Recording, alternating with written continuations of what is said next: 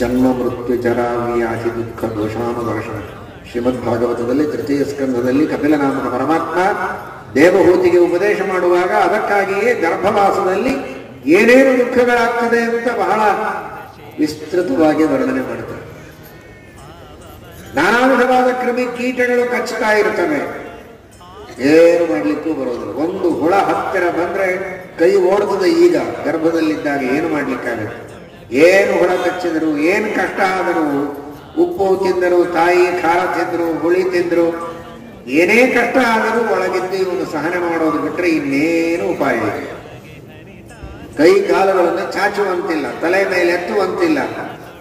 ಈ ರೀತಿ ಗರ್ಭವಾಸದಲ್ಲಿ ದುಃಖವನ್ನು ಅನುಭವಿಸ್ತಾನೆ. ಹುಟ್ಟಿದ ಮೇಲೆ ನಾನಾ ವಿಧವಾದ ದುಃಖಗಳು, ರೋಗ ರುಜಿನಗಳು, ತಾಪತ್ರಯಗಳು.